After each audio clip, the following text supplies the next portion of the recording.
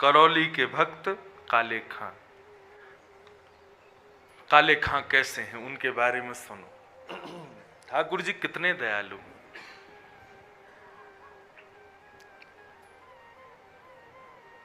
तो करौली में मदन मोहन जी का मंदिर है।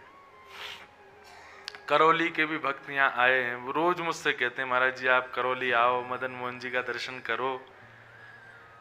मैंने मदन मोहन जी कथाएं खूब पढ़ी हैं, लेकिन दर्शन का अवसर नहीं मिला। लेकिन अब जरूर इस वर्ष तो आऊंगा, हाँ दर्शन करने आऊंगा। तो करौली में श्री मदन मोहन जी का मंदिर, बहुत ध्यान से सुनना,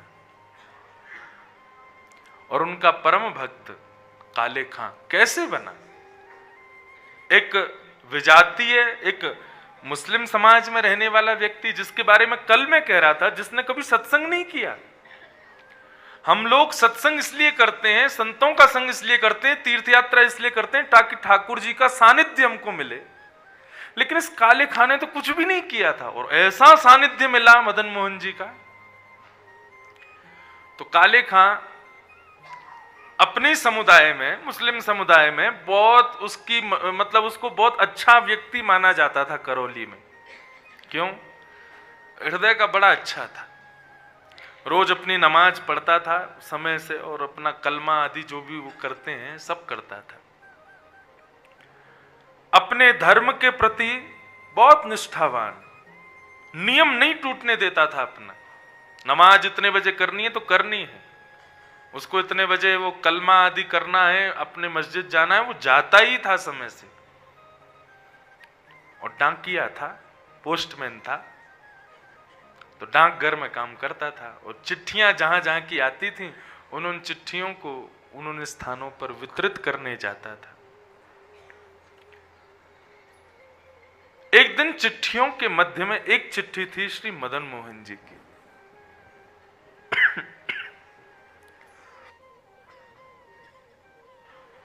प्रसाद मिल गया मुझे भी, ये बद्रीनाथ भगवान का प्रसाद है। लेकिन ये अच्छा है कि विश्राम के दिन ही मिला, कहीं मिल जाता पहले से ही तो हो जाता कल्याण। फिर तो अशोक शास्त्री जी को बुलाना पड़ता कथा के लिए, वही कथा सुनाते। फिर बहुत अद्भुत कथा करते हैं, कभी कभी रात में सुनाते हैं मुझे। त्वदीयं वस्तु गोविंद ग्रहण सुमुखो भुक्त्वा, खट्टी मीठी पामे शंकर जी पामे। अपने आप श्लोकों का सृजन करते हैं। तो काले खां के पास जब चिट्ठी आई तो उसमें एक चिट्ठी थी मदन मोहन जी मंदिर की। गए, सब जगह वितरण करते हुए, जैसी देखा सिड्डी चढ़ के ऊपर मदन मोहन जी का मंदिर, तो बोले कि मैं तो डाकिया हूं, और ये मेरे नहीं तो हिंदुओं के खुदा हैं, जाने में क्या दिक्कत है। ऊपर चढ़ करके गए, और जाकर के जो द्वारपाल था उस द्वारपाल को ही चिट्ठी दे दी उन्होंने, और कहा ये मंदिर की चिट्ठी आई है मदन मोहन जी की, तो जो भी मदन मोहन जी हो उनको दे देना। उसको क्या पता थी मदन मोहन जी साक्षात ठाकुर जी हैं। बोले मदन मोहन जी की चिट्ठी आई है, उनको दे देना। उसने कहा ठीक है। अब वो बाकी की चिट्ठियां अपनी रख रहे थे, इतने में ही द्वारपाल ने दरवाजा खोल के भीतर प्रवेश किया, और यहां चिट्ठी रखते हुए उन्होंने केवल दृष्टि उठा करके उस हल्की सी खुली हुई किवाड़ से भीतर ठाकुर जी के उस त्रिभंग ललित स्वरूप को देख लिया। और जैसे ही वो स्वरूप देखा, एक क्षण के लिए वो स्वरूप दिखा, और इतने में ही दरवाजा बंद कर दिया अंदर से द्वारपाल ने। अब तो ऐसी स्थिति मनस्थिति काले खां की हो गई, वो सीढ़ियों से ऊपर से नीचे उतरने में 5 बार लड़खड़ा गए, और बार बार पीछे मुड़कर के देखें ये कौन था भीतर। ये ऐसे वंशी हाथ में लिए, त्रिभंग अपने दोनों पैरों को मोड़े हुए, मुकुट टेढ़ा सा धरे हुए, ये स्वरूप किसका है, ये कौन है। अब तो काले खां की ऐसी स्थिति हो गई कि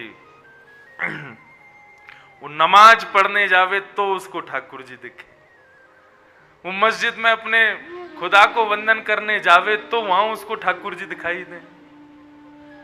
अपने घर लौट करके आवे और खिड़की पर बैठे बैठे मदन मोहन जी के मंदिर को ही देखते रहते हैं। वो बोले वो कौन है जो भीतर बैठा है। अब तो ऐसी स्थिति हो गई काले खां की कि अब रहा नहीं जा रहा बिना देखे।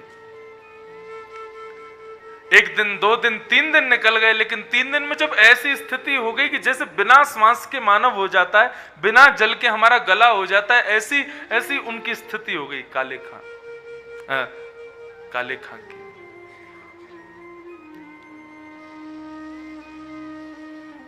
अब तो काले खां ऐसा करने लगे, झूठी झूठी मदन मोहन जी की चिट्ठियां खुद बनाने लगे, ताकि इस बहाने जाऊंगा तो सही।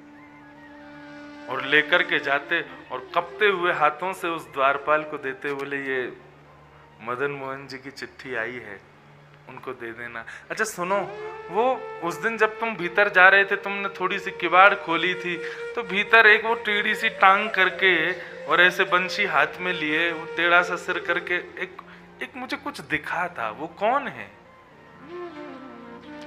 बोले वो हमारे ठाकुर जी हैं, वही मदन मोहन जी। बोले वही मदन मोहन है? बोले हाँ। अच्छा ठीक है, ये चिट्ठी दे देना। द्वारपाल बोला हाँ मैं दे दूंगा। बोले अभी दे आओ ना भीतर। बोले अरे अभी कुछ सेवा चल रही है, बाद में दे दूंगा। बोले 2 मिनट लगेगा, दे के आ जाओ ना। उनको ये प्रलोभन था कि ये भीतर जाएगा, गेट खुलेगा तो मुझे दिख तो भी जाएंगे। लेकिन द्वारपाल नहीं गया। ऐसा विरह प्रदान किया काले खां को ठाकुर जी ने। अब तो वो ना तो नमाज पढ़ पाते हैं, ना अपना कलमा कर पाते हैं, ना मस्जिद में जाकर के अपने खुदा का वंदन कर पाते हैं, कुछ नहीं कर पाते। अब तो बस दिन रात वही स्वरूप, वही झांकी उनके मन में चलती है। काले खां कहते हैं, क्या कहते हैं?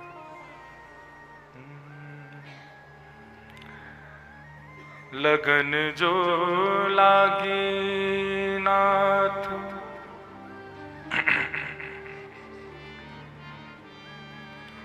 लगन जो लागी नाथ, ताको विस्तार कहाँ, भूख प्यास निद्रा कछु, बादत नहीं सांवरे।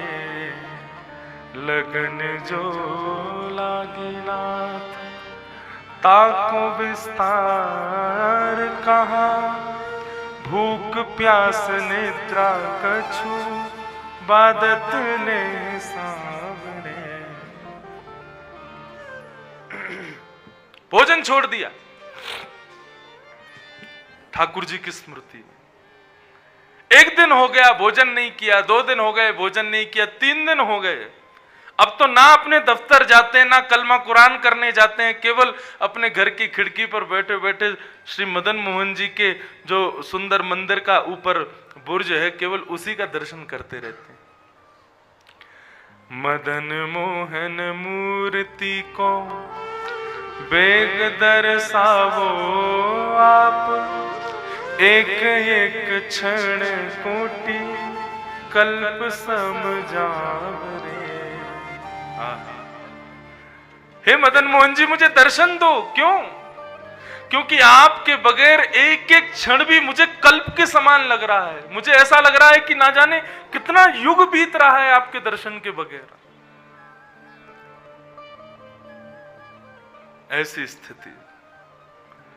सुंदर कटाक्ष तेरे निरखत आनंद होता, मेरी कही मान नैन नैनन ते मिलावरे।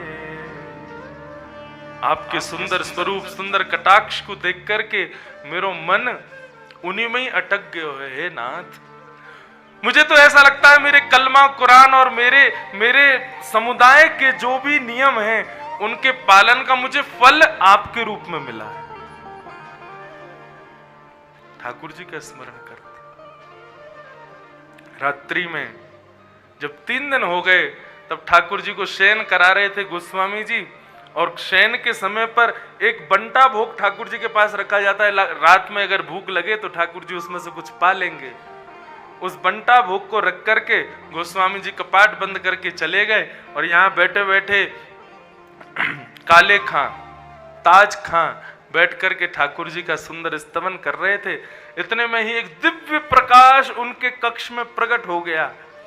बिल्कुल मूर्छा की अवस्था में जब आ गए, भूख प्यास से व्याकुल होकर के, तभी एक दिव्य प्रकाश दिखाई दिया और जैसे तैसे नेत्रों को छुपा करके उन्होंने जैसे ही अपने कक्ष में देखा तो सामने बंटा भोग हाथ में लिए साक्षात श्री मदन मोहन जी खड़े हुए।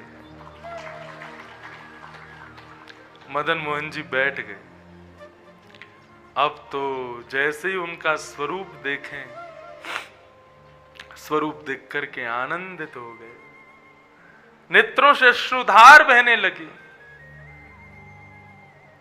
ठाकुर जी अपने कर कमलों से अपना जो बंटा भोग है उसी के भोग का ठाकुर जी उनको रसस्वादन करा रहे हैं, उनको खिला रहे हैं। कितने कृपालु हैं नाथ। एक म्लेच्छ के ऊपर जिसने कभी जप नहीं किया, कोई नियम नहीं किया, कोई तप नहीं किया, कोई साधना नहीं की, किसी भी प्रकार से ठाकुर जी के योग की उसके भीतर एक गुण नहीं है, लेकिन ठाकुर जी उस पर कृपा करने के लिए पहुंच गए। अपने कर कमलों से ठाकुर जी ने उसको भोग खिलाया और भोग खिलाते ही जैसे ही उसने एक निवाला भीतर लिया, इतने में ही ठाकुर जी वहां से अंतर ध्यान हो गए। अपना दर्शन करा के ठाकुर जी वहां से अंतर ध्यान, रात भर मूर्छावस्था में पड़े रहे। प्रातः काल का जब समय हुआ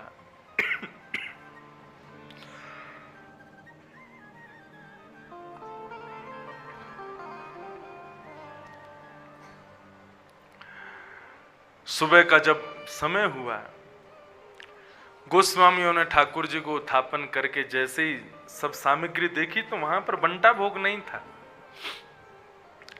पूरे मंदिर में हल्ला मच गया, ठाकुर जी का भोग कहां गया? सोने के पात्र में, सोने के बंटा भोग में ठाकुर जी की प्रसादी रखी जाती है, कौन ले गया? अरे चोरी हो गई, चोरी हो गई। पूरे करौली में हल्ला मच गया। गोस्वामियों ने बड़े बड़े अफसरों को बुलाया, बोले ठाकुर जी का भोग चोरी हो गया। ठाकुर जी भोग चोरी नहीं, वो भोग जिस पात्र में था सोने का वो चोरी हो गया। इतने में ही सामने से काले खां ऊपर चढ़ करके आने लगे और हाथ में वही बंटा भोग जिसमें ठाकुर जी प्रसादी लेकर के गए वो लेकर के आए।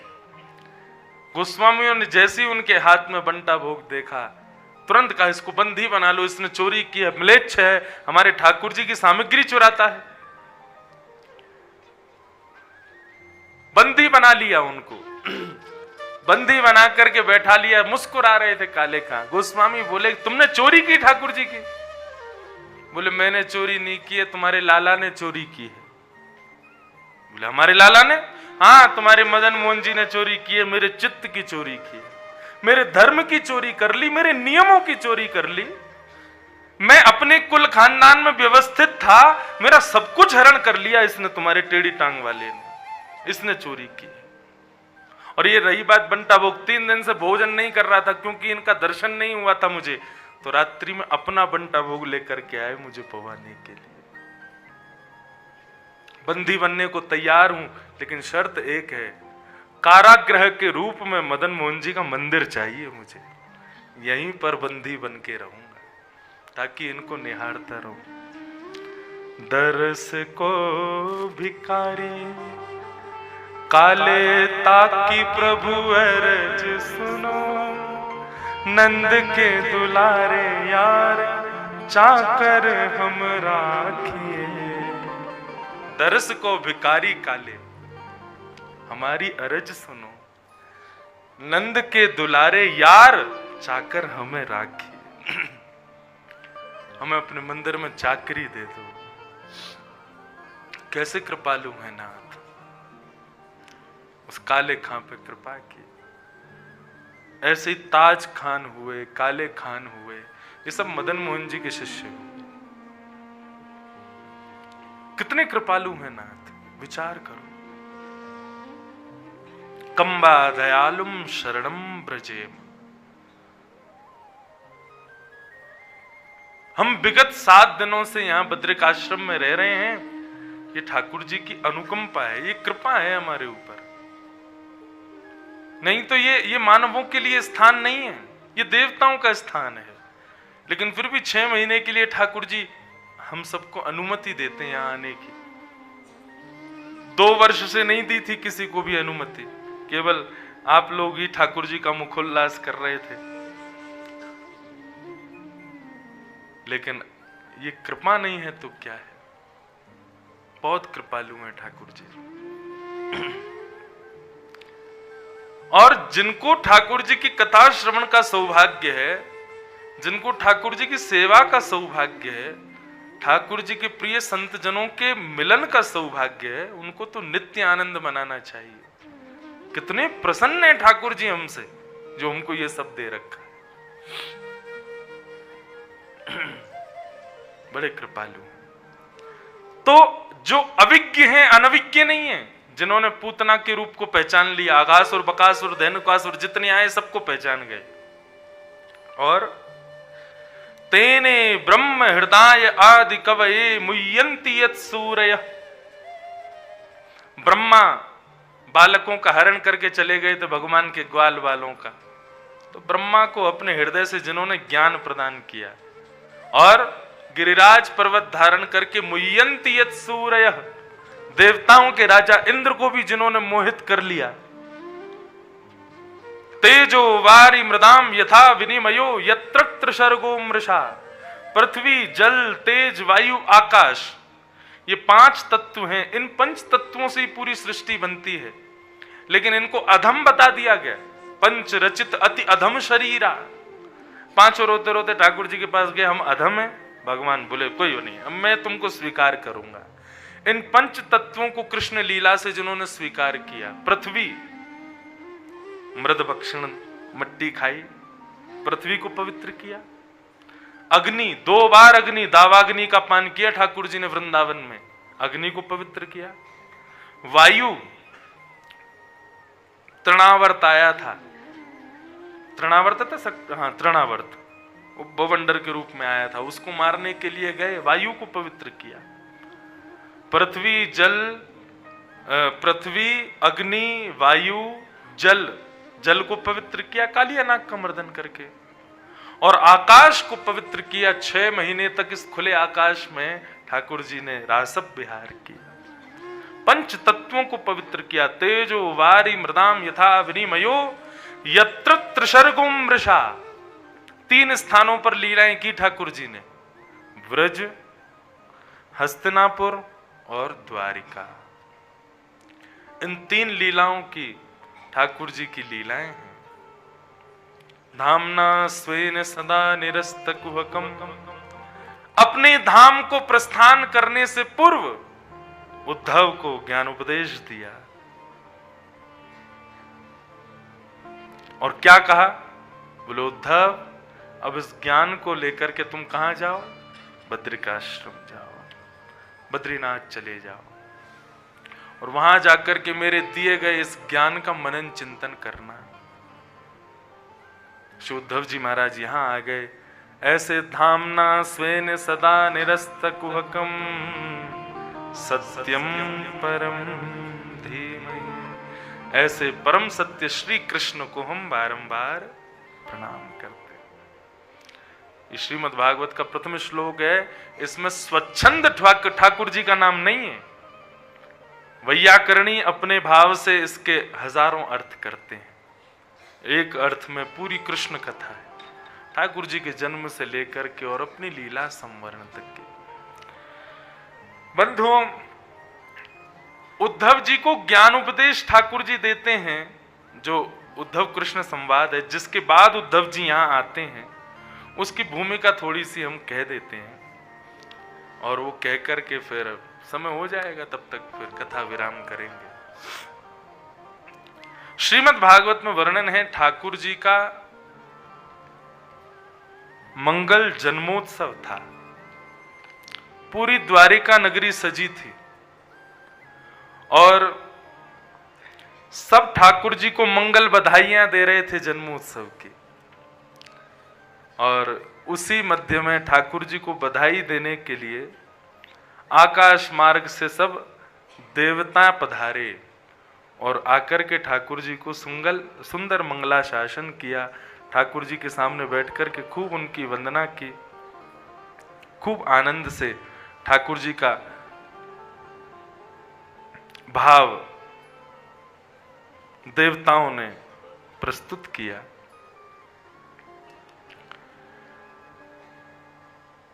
तब देवता आकर के ठाकुर जी से कहते हैं, भगवान आप जिस कार्य के लिए पृथ्वी पर आए थे वो कार्य अब पूर्ण हो चुका है।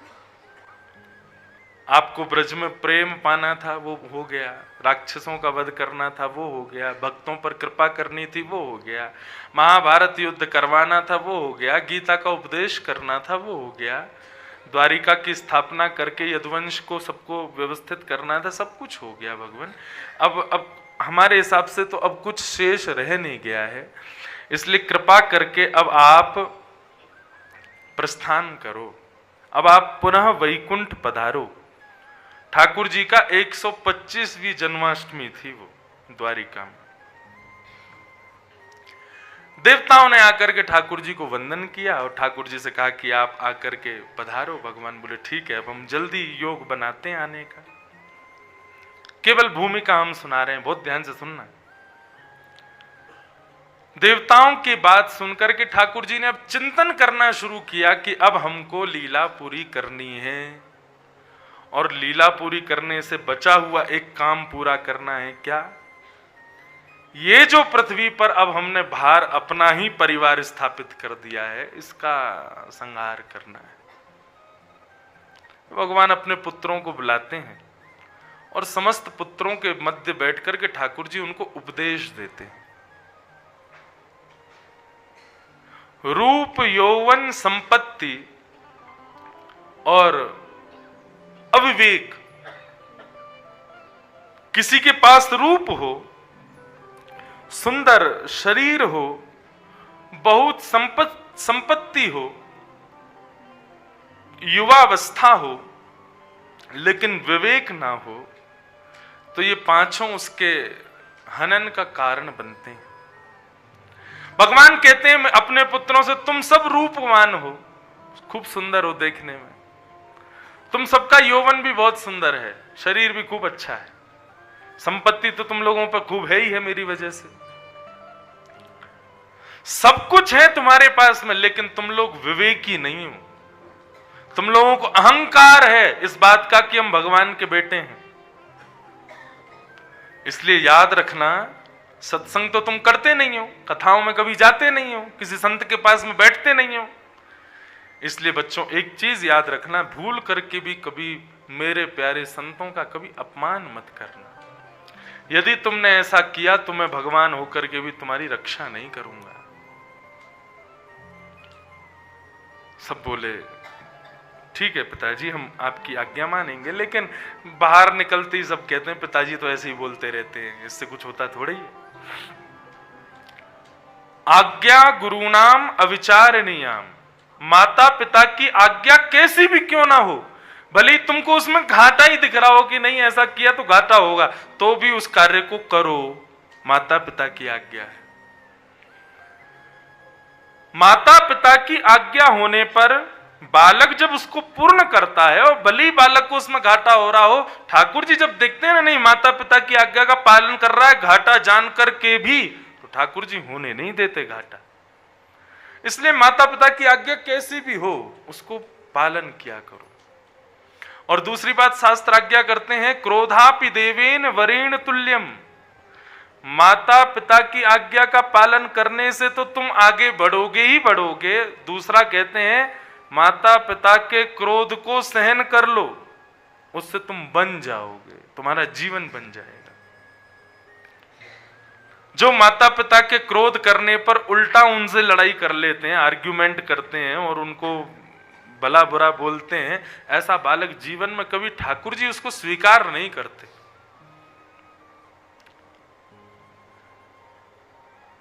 मात पितानु कभी ना छड़िए, चाहे लख उनादा कसूर होवे। माता पिता को कभी मत छोड़ो, चाहे उनके लाख कसूर क्यों ना हो।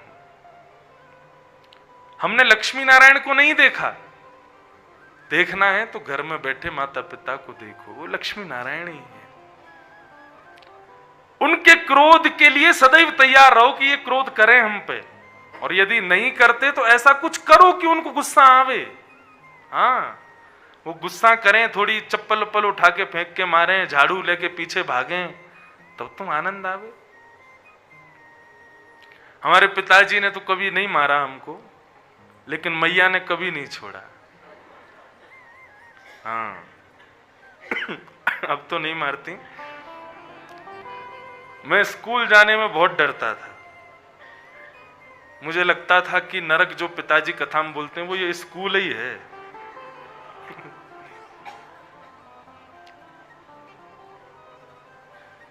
स्कूल में हमारे टीचर बोलते थे, बोले इंद्रेश तो केवल देखने आता है बच्चे पढ़ रहे हैं कि नहीं। क्यों? बोले 30 दिन में 10 दिन तो स्कूल आता है। आए दिन कभी पेट में दर्द, कभी छाती में दर्द, कभी सिर में दर्द, कभी बुखार आ जाए, कभी कुछ हो जाए। ये जो है ना परम लाडले, लाडले का मतलब क्या होता है? लाडले का मतलब यही होता है, उनको कुछ नहीं करने दिया जाता, तुम बस पड़े रहो, आनंद करो। तो स्कूल नहीं जाता था तो फिर माताजी खूब करती थी पिटाई।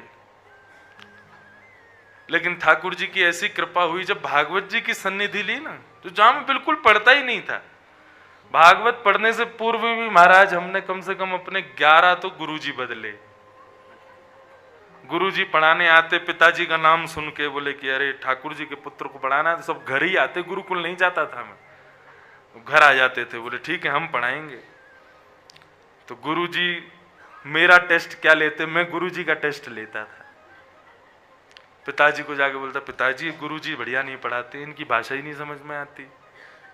एक गुरुजी उन्होंने मेरे को राम के रूप याद करने को दिए, मैंने सुनाए नहीं याद करके, तो उन्होंने मुझे पीट दिया। उन्होंने जैसे मुझे पीटा, मैंने घर में सबसे शिकायत कर दी, ये बहुत मारते हैं। तो घर में लाडला तो था ही, तो सबने जिद करके उन गुरुजी को हटवा दिया। बोले बेटा को पीटते हैं। ऐसे करके 11 तो गुरु बदले। पिताजी माताजी परिवार के सब लोग सोचते ये कुछ नहीं करेगा, ये ऐसी आनंद करेगा बस। लेकिन श्रीमद् भागवत, मैं अपना अनुभव कहूं, आप लोग मुझसे बहुत बड़े हो उम्र में, लेकिन भागवत जी की सन्निधि ऐसी है कि 80 साल का व्यक्ति भी कथा सुने ना, तो मैं उसने भी जो 80 वर्ष में अनुभव नहीं किया होगा, भागवत वो अनुभव कराती है। भागवत कथा कोई पोथी बोलना थोड़ी, अनुभव कहो अपना। और 25 वर्ष का बालक कितना अनुभव कहेगा अपना? ये सब भागवत जी की कृपा, और केवल 5 वर्षों में भागवत जी ने कृपा की। तो मैं अपना अनुभव कहूं, भागवत साधना साध्य नहीं है। भागवत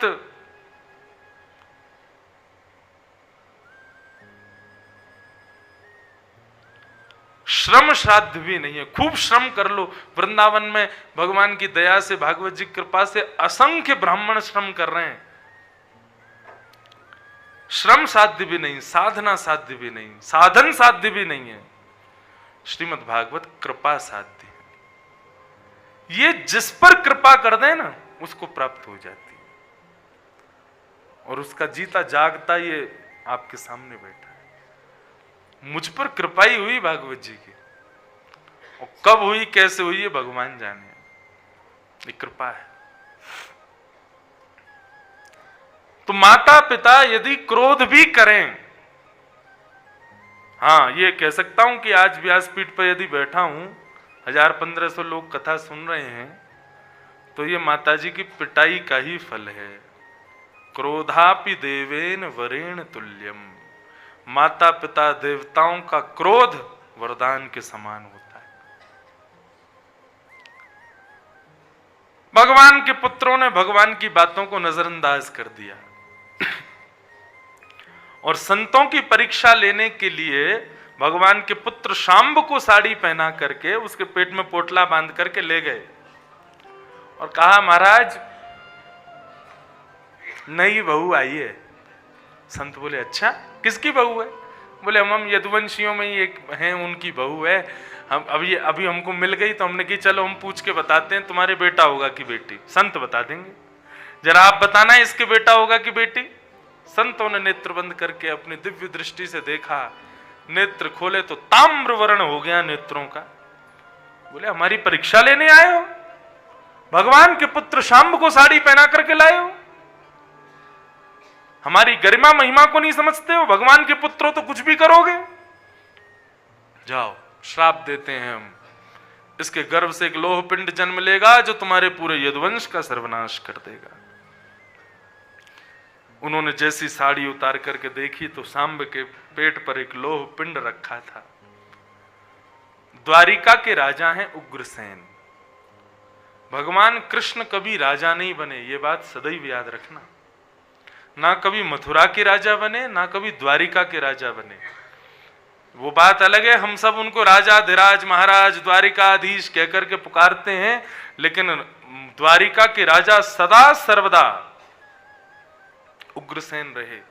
वो पूरी कथा आती है, चंद्रवंश के एक राजा हुए, उनको श्राप था उनके पिता का कि तुम कभी राजा नहीं बन पाओगे। उसी वंश में भगवान पधारे थे, इसलिए भगवान के वंश में, भगवान की पीढ़ी में कोई राजा नहीं बना। होता सब कुछ ठाकुर जी के निर्णय से था, लेकिन राजा उग्रसेन थे। उग्रसेन राजा ने लोह पिंड को घिस करके समुद्र में फेंकवा दिया और सारे यदुवंशियों में चिंता हो गई कि भैया हम लोगों को श्राप लग गया। सब स्वधर्मा सभा में भगवान के पास पहुंचे। भगवान प्रातःकाल अपने नित्य क्रमों को पूर्ण करके, बहुत ध्यान से सुनना बंधु, जैसे स्वधर्मा सभा में पहुंचे भगवान आकर के बैठे, समस्त यदुवंशी सामने बैठे हाथ जोड़ के। भगवान बोले क्या हुआ? बोले भगवान आप सब जानते हो, आप अंतर्यामी हो, हम सबको श्राप लगा है, हमारे श्राप को दूर करो। भगवान मुस्कुराए, बोले मैं कहा करता था, बार बार मना करता था संतों का अपमान मत किया करो, लेकिन तुम लोग धन के मद में इतने रहते हो कि तुम ये विचार नहीं करते कि कहां क्या अविवेक हो चुके हो, विवेक शून्य हो चुके हो। अरे भगवान के वंश के हो, भगवान के परिवार के हो, तो इसका मतलब ये मत भूला करो कि तुम पृथ्वी पर हो, ये भूमि है और यहां पर पाप पुण्य अपराध ये सब देखना पड़ता है। मैं ईश्वर बनकर के ईश्वर हूं, लेकिन यहां पर मानवों जैसा कर्म करता हूं, क्योंकि ये पृथ्वी लोक है, ये मृत्यु लोक है। जिस स्थान पर जाओ जैसा देश वैसा भेष होना चाहिए, लेकिन तुम लोग मेरी बिल्कुल नहीं सुनते। संतों का अपमान किया, अब भुगतो। यदुवंशी चरणों में गिर गए, नहीं महाराज बचाओ हमें, आप सर्वसमर्थ हो, आप भगवान हो, हम आपके आगे हाथ जोड़ के विनती करते हैं, आप जो आज्ञा करेंगे हम सब करेंगे, लेकिन हमको बचाओ। भगवान बोले रुको मैं सोच के बताता हूं। इतने में ठाकुर जी थोड़ी देर विचार करते रहे, क्या करना है क्या करना है क्या करना है। उसके बाद भगवान कहते हैं हाँ एक आइडिया है, एक कुछ आया है दिमाग में। यदुवंशी बोले बताओ ना भगवान। बोले हम लोग जिस क्षेत्र में रहते हैं द्वारिका, ये सौराष्ट्र का ही एक अंग है। समुद्र पार करके उस तरफ जब तुम जाओगे तो वहां पर एक भगवान शिव का बड़ा दिव्य मंदिर है, उसका नाम है सोमनाथ। बहुत ध्यान से सुनना। और सोमनाथ जो स्थान है ना, वो सौराष्ट्र में विद्यमान है। और सोमनाथ महादेव जो हैं वो श्राप तारक महादेव हैं, वो श्राप को दूर करते हैं। यदुवंशी बोले कैसे? बोले कि दक्ष प्रजापति ने अपनी पुत्रियों का विवाह किया चंद्रमा के साथ, परंतु चंद्रमा रोहिणी से ज्यादा प्रेम करते थे, इसलिए चंद्रमा की अन्य पत्नियों ने जाकर के अपने पिता दक्ष से शिकायत कर दी। भगवान कथा सुना रहे हैं यदुवंशियों को, और दक्ष से जाकर के कहा आपने जिससे हमारा ब्याह किया है ना, वो केवल रोहिणी से प्रेम करता है, हमसे प्रेम नहीं करता। इस बात से नाराज होकर के दक्ष प्रजापति ने चंद्रमा को श्राप दे दिया कि तुम अपने रूप से विहीन हो जाओ, अगले 15 दिन में तुम्हारा रूप विहीन हो जाएगा, तुम अंतर्ध्यान हो जाओगे, तुम दिखोगे नहीं, बहुत गुमान है ना तुमको अपने रूप का। चंद्रमा मुस्कुराने लगे और मुस्कुरा करके बोले भगवान आपने मुझको विहीन होने का श्राप तो दे दिया, लेकिन आपने ये विचार नहीं किया कि मैं यदि अंतर्ध्यान हो गया, मतलब मेरी मृत्यु हो गई, तो आपकी सारी बेटियां विधवा हो जाएंगी।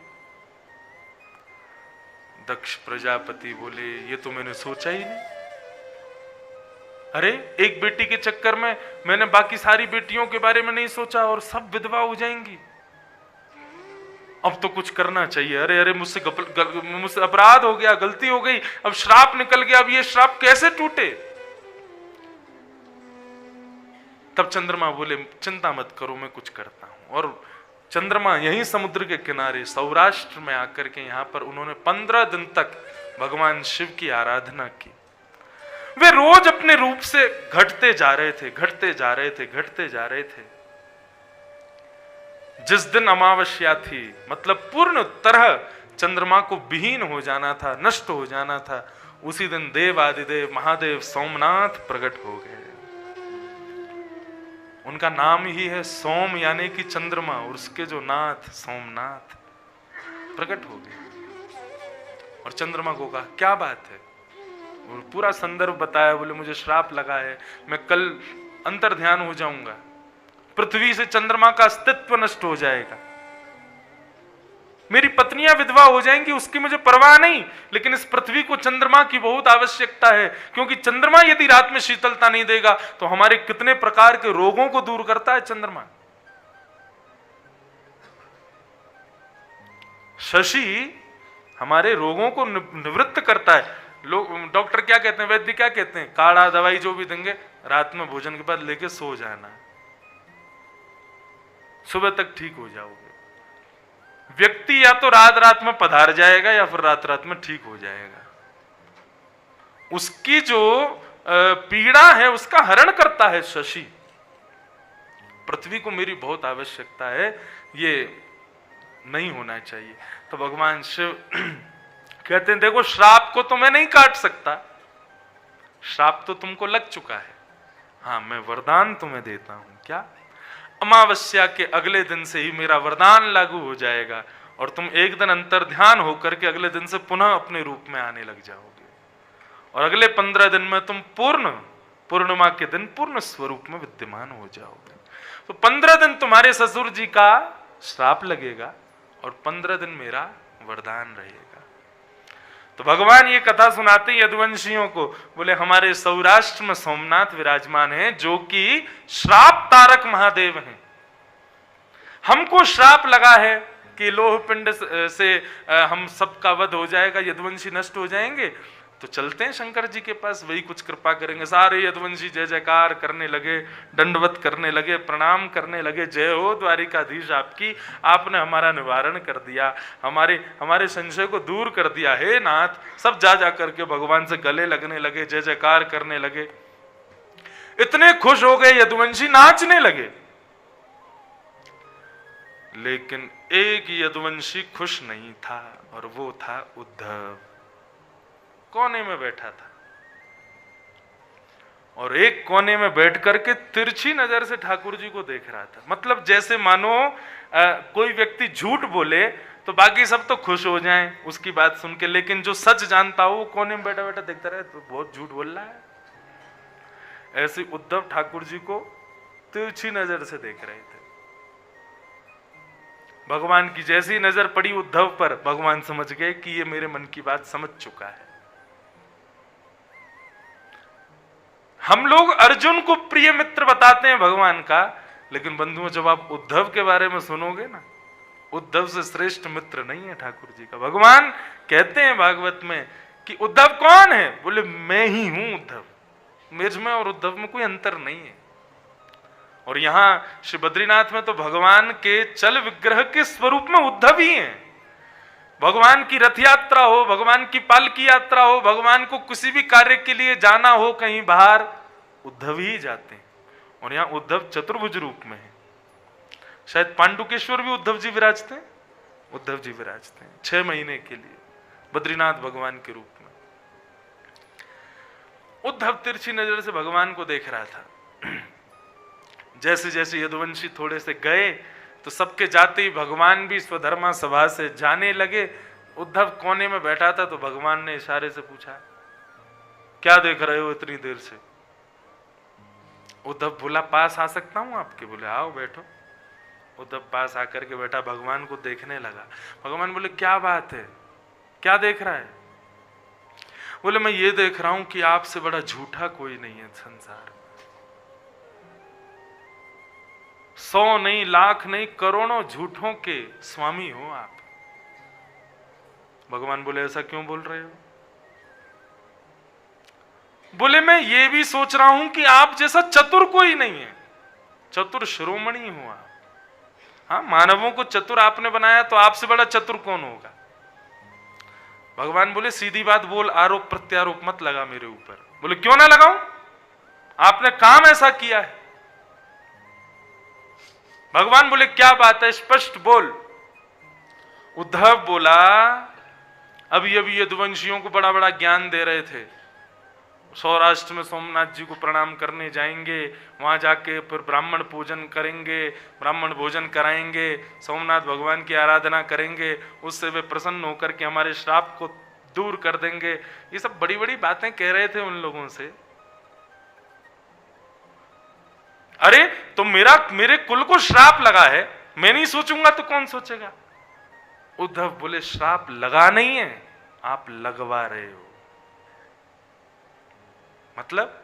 बोले, मतलब श्राप, पुण्य, पाप, सूतक, पातक, सोबर, ये सब ब्रह्मा की बनाई हुई पृथ्वी पर लगते हैं। और आपकी द्वारिका ब्रह्मा ने नहीं बनाई है, विश्वकर्मा ने बनाई है।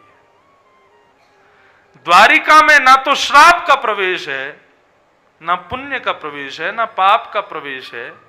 इन सब वस्तुओं का जो कि पृथ्वी पर मानव को दंड पुण्य पाप के बंधन में बांधती हैं, ये सब ब्रह्मा की बनाई हुई सृष्टि में होती हैं। आपकी द्वारिका नगरी को विश्वकर्मा ने बनाया है।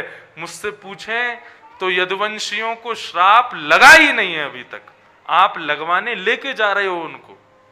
ये यदुवंशी आपके संग जाएंगे और जैसे ही सोमनाथ में जाकर के जैसे ही नाव से उतर के पहला पैर रखेंगे, रखते ही इनको श्राप लग जाएगा।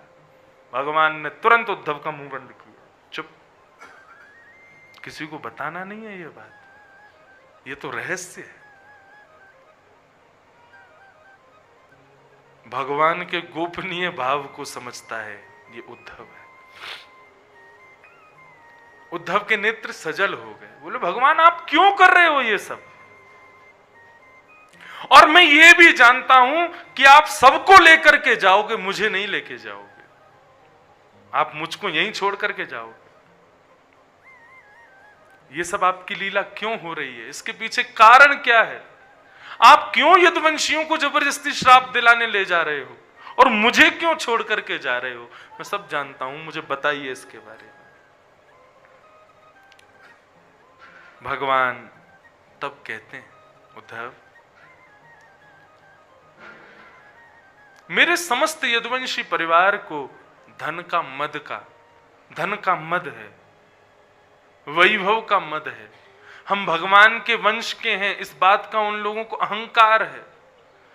और ये अहंकार, यही मद पृथ्वी पर सबसे बड़ा भार बन जाएगा मेरे जाने के बाद। मैं दुष्टों का संहार करने आया हूं, लेकिन मेरे जाने के कुछ वर्षों बाद मेरा ही परिवार दुष्ट बन जाएगा।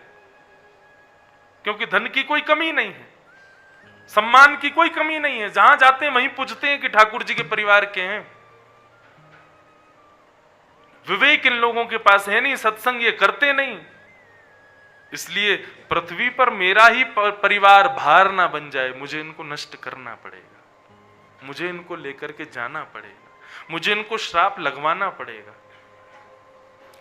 उद्धव बोले तो फिर आपके परिवार में तो मैं भी हूं, मुझे क्यों छोड़ना चाहते हो?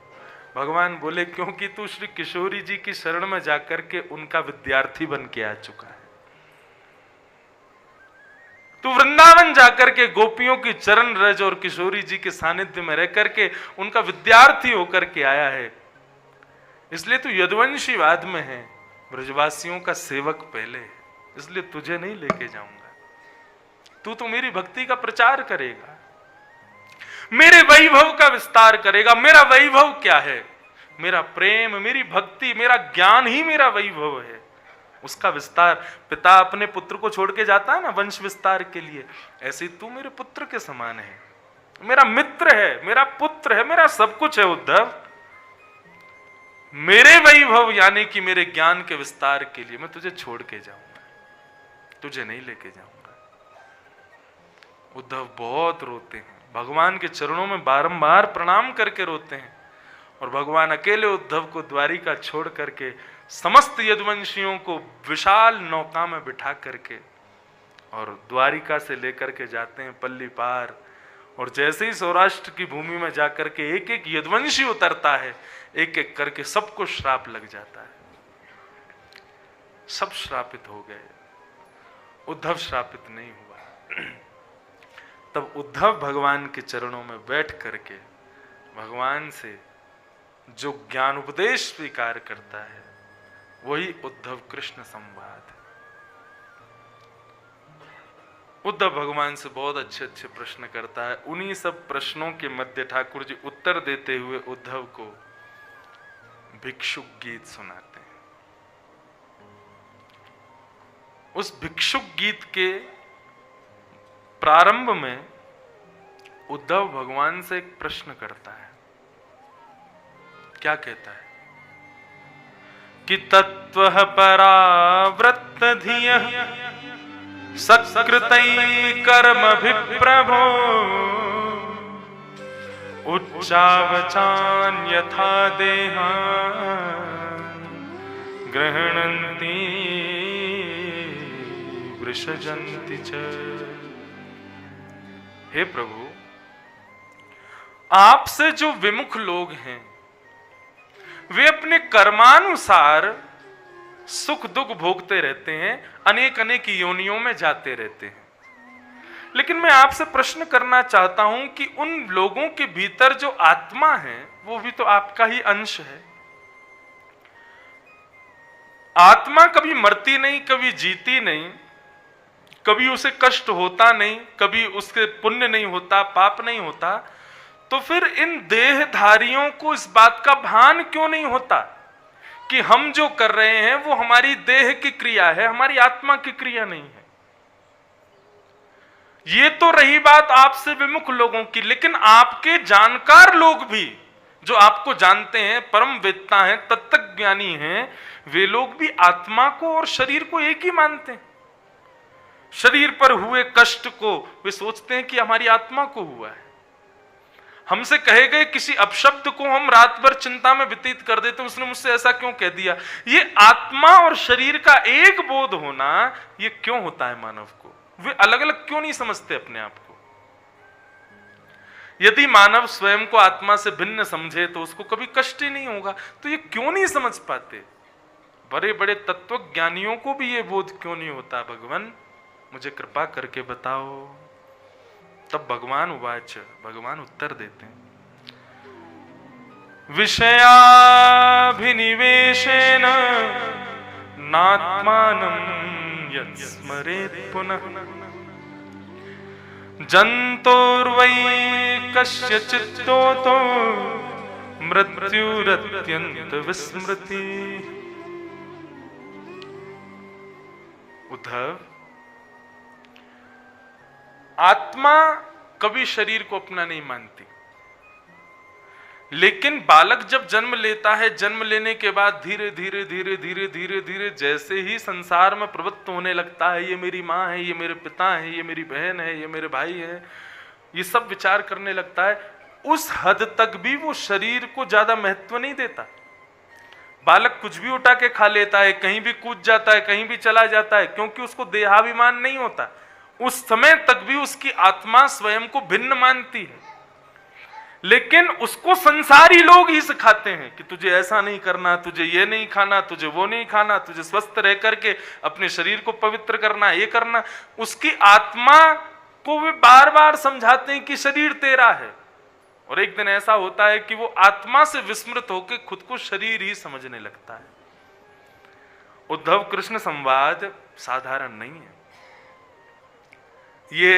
ये समझ लो कि आप जो नवयोगेश्वर संवाद है वो यूनिवर्सिटी लेवल की पढ़ाई है, और उद्धव कृष्ण संवाद ये पीएचडी है, ये और ज्यादा कठिन भाव है। लेकिन यदि 7 दिन पूरे बैठ के इतना सरल हम करके सुना देंगे, आपको आनंद आ जाएगा। ठाकुर जी कहते हैं कि उद्धव, ये संसार के बाकी के देहाभिमानी लोग उसके आत्मा को बार बार समझाते हैं कि नहीं, तू आत्मा नहीं है, तू देह है, तू देह है, तू देह है। और ये देह देह देह देह कहते कहते आत्मा एक दिन विस्मृत हो जाती है कि मैं आत्मा नहीं, मैं देह हूं। फिर शरीर को होने वाला कोई भी कष्ट हो, वो सब आत्मा को ही होता है। इस प्रकार भगवान उद्धव को ज्ञान उपदेश करते हैं। तब भगवान कहते हैं, उद्धव, मैं तुम्हें एक गीत सुनाता हूं। कैसा गीत? बोले कि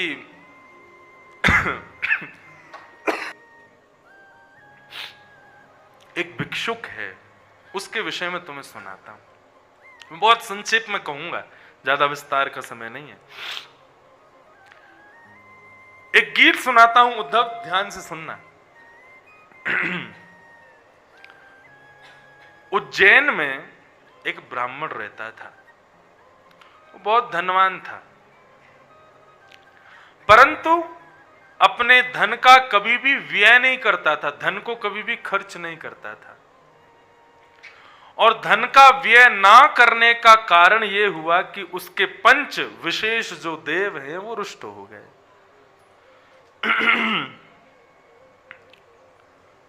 धन का सदैव 4 विभाजन होना चाहिए। बहुत ध्यान से सुनिएगा। यदि आप चाहते हैं कि पंचदेव आपसे कभी रुष्ट ना हो, तो धन को सदैव 4 स्थानों पर विभाजित करो। कैसे कैसे? बोले, पहला धर्म का भाव, पहले धन का भाव धर्माय। 4 टुकड़ों में बांटो धन को। पहला भाग धर्म को, दूसरा अपनी यश कीर्ति बढ़ाने के लिए दूसरा भाग रखो, हाँ, जिससे तुम्हारी मान प्रतिष्ठा आदि बढ़े। तीसरा अपनी कामनाओं की पूर्ति के लिए कामाय, और चौथा स्वजनाय, अपनी पत्नी, अपनी बेटी की शादी के लिए, बेटा की शादी के लिए, आदि आदि। इस प्रकार 4 विभागों में विभाजित करो धन को। हम लोग क्या करते हैं? स्वजनाय, कामाय और ऐश्वर्य आदि की प्राप्ति के लिए हम धन को ज्यादा विभाजित करते हैं, और धर्म के लिए क्या छोड़ते हैं? बद्रीनाथ मंदिर में जाएंगे और जाकर के गोलक में क्या चढ़ाएंगे? 10 का नोट। आए हैं 4 लाख रुपए का हेलीकॉप्टर करके, और मंदिर में चढ़ाएंगे 10 रुपया।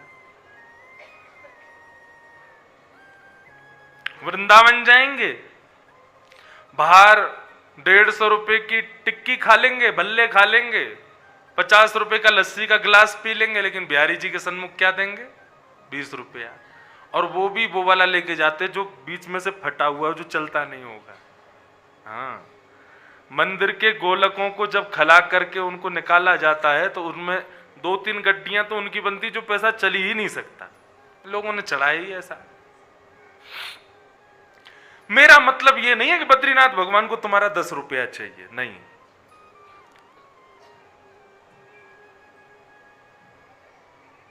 लेकिन धर्माय, धर्म के कार्य में अपने धन का उतना विभाजन निकालो जितना तुम बाकी की चीजों में खर्च करते हो। लोग भागवत की कथा कराते हैं, कई लोग बड़ी अच्छी कथाएं कराते हैं, खूब बढ़िया व्यवस्था करेंगे सब, लेकिन कई लोग ऐसी कथा का कार्यक्रम करेंगे, जब बुक करने आएंगे तब तो महाराज जी आप देखना ऐसी कथा कराएंगे, जे होगा वो होगा, फलाना ढनका सब बड़ा जाए। हम कहते ठीक है चलेंगे, कथा करने जाएंगे। लेकिन वहां गए, 3 बजे से कथा है, 2:30 बजे से हम तैयार बैठे, गाड़ी नहीं आई। अब पता चली अगले दिन महाराज जी ने ही एक टैक्सी बुक कर ली 7 दिन के लिए, जिससे कथा करने चले जाया करेंगे। यजमान के बातें पते ही नहीं, कथा कुछ दिया ही नहीं। ऐसा भव्य रखेंगे, ये रखेंगे, वो रखेंगे। वहां पहुंचो तो दर्शन छोटे, ने एक साजा पंडाल बना दिया, वो कभी यहां से उड़ रहा है कभी वहां से उड़ रहा है। एक पिलर आके व्यास जी के सिर पे ही लग गया। एक बार कहीं कथा थी तो मैंने उनको बोला, मैंने भाई वाटरप्रूफ पंडाल बनवाना। महाराज जी बारिश का समय ही नहीं है जब हम कथा कराने। मैंने कि तुम मत करा, तुम लेकिन इंद्रेश आ रहा है कथा करने। मैंने कि कभी कभी इंद्र को बड़ा प्रेम आ जाता है मेरे पे, वो बरस ही जाता है। नहीं कुछ नहीं होगा महाराज। मैंने चलो ठीक है जैसे तुम्हारी इच्छा। और पंडाल ऐसे ही बना दिया। पीछे नारायण भगवान का कटआउट था मेरे। 3 दिन तो पंडाल उड़ा। उसका जगह का नाम था अचानकपुर, नाम ही जगह का अचानकपुर। वो बेचारे सुन रहे हो तो क्षमा करना, ना कथा तो बहुत बढ़िया कराई थी उन्होंने, लेकिन पंडाल नहीं बनवाया। अब गुरु वहां 2 दिन तक तो पंडाल रोज उड़ जावे, खत्म, तहस नहस, अकेली व्यासपीठ रहती पूरे मैदान में। पंडाल कहां गया कुछ पता नहीं। दूसरे दिन फिर दूसरा पंडाल बना, कथा हुई। कथा के बाद में आंधी आई तो महाराज पंडाल के संग संग कूलर भी उड़ गए जो रखे थे वहां पे। इतनी भयंकर आंधी, व्यासपीठ बची रही। तीसरे दिन तूफान आया, सारा माइक वाइक सब गिर गिरा गया, सब आधे से ज्यादा स्पीकर सब खत्म हो गए। 3-4 दिन रोज। अंतिम दिन ये था कि उन्होंने 3 पंडाल बनवाए, एक यहाँ पे, फिर 50 फीट जगह छोड़ के एक वहां पे, फिर 50 फीट जनता इधर, फिर बीच में धूप, फिर जनता, फिर धूप, फिर ऐसे लोग बैठे। मैंने भाई करो कथा जैसी भी है।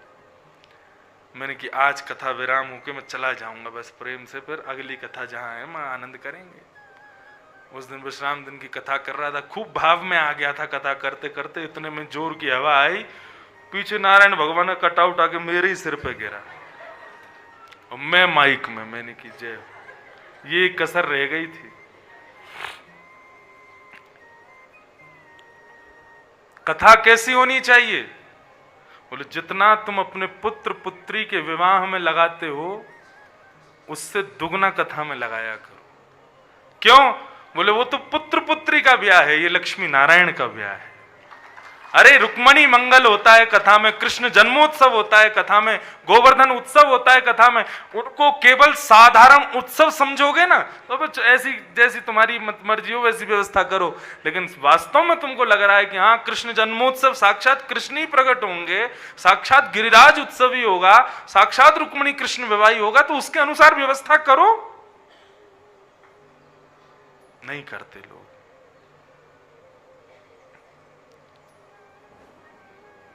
जय विराजो। तो धर्माय, धन का विभाजन इन 4 रूपों में करो। पहला धर्म के लिए, दूसरा अपनी यश कीर्ति के लिए, तीसरा अपनी कामनाओं की पूर्ति के लिए, और चौथा अपने पुत्र पुत्री स्वजनों के लिए। जो इस प्रकार से 4 विभाजन नहीं करता धन का, उसके पंचदेव रुष्ट हो जाते हैं। भगवान उद्धव को कह रहे हैं, उद्धव उसके पंचदेव रुष्ट हो गए उस ब्राह्मण के। बहुत पैसा कमाया लेकिन कभी दान दक्षिणा नहीं की। ऐसी स्थिति हो गई कि उसके बेटा, उसकी बेटी, उसके परिवार के लोग सब उसके बारे में अनहित ही सोचते थे। एक दिन ऐसा आया, पंचदेव के रुष्ट होते ही उसके द्वारा कमाया गया जितना भी धन था धीरे धीरे सब नष्ट होने लगा। कुछ पुत्री ले गई, कुछ पुत्र ले गया, कुछ पत्नी ले गई, कोई कहीं से कर्जा था वो लोग ले गए, कुछ चोर चोरी करके ले गए, पंचदेव रुष्ट हो गए, तो कुछ जल करके राख हो गया। इस प्रकार करते करते उसका सारा धन बर्बाद हो गया। तो बोले जब धन बर्बाद हो गया, बिल्कुल सड़क पर आ गया, स्थिति एक दिन मन में विचार करने लगा, मैंने इतने करोड़ खरब रुपए कमाए लेकिन अंततोगत्वा हुआ क्या मेरे साथ? मैंने इतना परिश्रम दिन रात मेहनत की केवल उसको जमा करके रखने में। ना तो मैं अपनी कामनाओं की पूर्ति कर पाया और ना मैं कोई धर्म का कार्य कर पाया उससे। ऐसा वैराग्य एक दिन हुआ उसको, सब कुछ छोड़ करके वैरागी हो गया और भिक्षा मांग करके जगह जगह जा करके जो भिक्षा में मिलता उसको पाता। अब उसी नगर में भिक्षा मांगता था जिसमें वो रहता था। नगर के सब लोग उसको गालियां देते थे, बोले एक समय में बड़ा अभिमान था तुझको, एक समय बड़ा सीना चौड़ा करके चलता था हमारे सामने, आज भिक्षा मांग रहा है। कोई उसको गाली देता, कोई उसको लात मारता, कोई उसको क्या क्या, यहाँ पे तो वर्णन है कि उसके ऊपर सब गलत काम भी कर देते, लेकिन वो सदा सहज एक रूप सम रहता। जब चलता था तो बच्चे पीछे से कंकड़ मारते हुए चलते थे, कहीं जाता था तो लोग धूल उड़ाते थे उसके ऊपर। ऐसी स्थिति उस भिक्षुक की हो। एक दिन किसी संत ने उसकी इस दयनीय अवस्था को देखा और कहा कि ये सब लोग तुझे इतना गलत बोलते हैं, तेरे ऊपर इतने अत्याचार करते हैं, तेरे ऊपर लात घूंसा सब कर देते हैं तेरे साथ में, तेरे को कष्ट क्यों नहीं होता? हमें तो लगता है तेरे देव रुष्ट हो गए, तेरे नक्षत्र खराब है, तेरा सब कुछ ऐसा चल रहा है। तब वो मुस्कुराता है और उद्धव तब वो भिक्षुक एक गीत गाता है, उसी को भिक्षुक गीत कहते हैं। और भगवान कहते हैं क्या कह रहा है वो? उन संत से कहता है नहीं भगवान, आप इन लोगों को दोष मत दो। तो कि नायम जनों में सुख दुख हेतु, न देवतात्मा ग्रह कर्म काला, मनः परम कारण मामनन्ति, संसार चक्रम परिवर्तयेत्। वो भिक्षुक कहता है हे भगवान, नायम जनों में सुख दुख हेतु, ये जो भी मेरे पे पत्थर मार रहे हैं या मेरे ऊपर मिट्टी उछाल रहे हैं, मुझे गालियां दे रहे हैं, मुझे धक्का दे रहे हैं, मेरे पे कंकड़ फेंक रहे हैं, ये मेरे सुख और दुख के हेतु नहीं है। इन्होंने ना तो मुझे कभी सुख दिया और ना ही ये मुझे दुख दे रहे हैं। ये भला मुझे सुख दुख कैसे दे सकते हैं? तब यहां पर वो परम तत्व की चर्चा करता है। क्यों? क्योंकि ये भी पंच तत्व से बने हैं, मैं भी पंच तत्व से बना हूं। पंच तत्व दूसरे पंच तत्व को सुख दुख नहीं दे सकता। सुख दुख क्या, कुछ भी नहीं दे सकता। तो किसी ने कहा तेरे देवता रुष्ट हो गए, बोले न देवता, बोले देवताओं पे इतना समय है कि वो मेरे पे ही नाराज होंगे। 8 अरब से ज्यादा जनसंख्या केवल मानवों की बताई जाती है पृथ्वी पे, और वो भी जो गिनती में है, अनगिनत कितने ये तो पता ही नहीं। ये मानव हैं, फिर जल के जंतु अलग हैं, जंगलों के जंतु अलग हैं, पहाड़ों के जंतु अलग हैं। इन सबको गिनती करने बैठो, देवता सबका ध्यान रखेंगे, एक अकेला मैं ही हूं उनके लिए कि इस पर गुस्सा होना है हमको? भिक्षुक कहता है देवता मेरे पे नाराज नहीं हो सकते, उन पे समय कहां है, वो भी मुझे सुख दुख नहीं दे सकते। ग्रह कर्म काल, किसी ने कहा तेरे ग्रह नक्षत्र खराब चल रहे हैं, शनि की 7.5 चल रही है तेरे ऊपर। तो भिक्षुक कहता है इन नक्षत्रों को आपस में लड़ने से फुर्सत मिले तो मेरे पे चढ़े, ये आपस में ही लड़ते रहते हैं एक दूसरे से, तो मेरे को कैसे कष्ट देंगे? तब किसी ने पूछा तो फिर तेरे कष्ट का कारण क्या है? भिक्षुक कितना सुंदर उत्तर देता है, मनः परम कारण मामनन्ति, संसार चक्रम परिवर्तयेत्। दुख का कारण ना तो कोई व्यक्ति है, ना कोई देवता है, ना कोई नक्षत्र है, ना कोई कुंडली के भाव है, तो फिर दुख कौन देता है? बोले दुख का कारण मेरा मन है। मेरे मन को जहां अच्छा लगता है वहीं ये सुख देने लगता है, मेरे मन को जहां बुरा लगता है ये मन वहां दुख देने लगता है। किसी व्यक्ति को सिगरेट पीने में बहुत अच्छा लगता है, मदिरा पीने में बहुत अच्छा लगता है, 10-15 लोग सिगरेट पी रहे हो, मदिरा पान कर रहे हो, और उसी बीच में हम आप में से कोई पहुंच जाए जो सत्संगी हैं, तो उनके सिगरेट के धुआं के बीच में तुम्हें कैसा लगेगा? तुम नाक बंद करोगे, कभी उनसे कहोगे भैया ये सब मत करो, ये ठीक नहीं है, उचित नहीं है। क्यों? वहां और भी तो 5 लोग बैठे हैं, उनको कष्ट नहीं हो रहा, तुझे क्यों हो रहा है? क्योंकि उनके मन को उस स्थिति में सुख है, तुम्हारे मन को उस स्थिति में सुख नहीं है। इसका मतलब स्थिति सुख दुख नहीं देती है, मन और सुख और दुख देता है। मनः परम कारण मां मनन्ति, मन सुख दुख का कारण है और कोई सुख दुख का कारण नहीं है। इस प्रकार भिक्षुक एक गीत सुनाता है। आहा।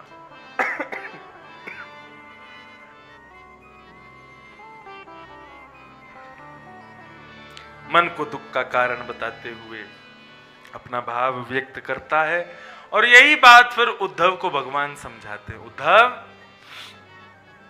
दुख सुख का कारण शरीर नहीं है, दुख सुख का कारण आत्मा नहीं है, दुख सुख का कारण हमारे भीतर बैठा हुआ मन है।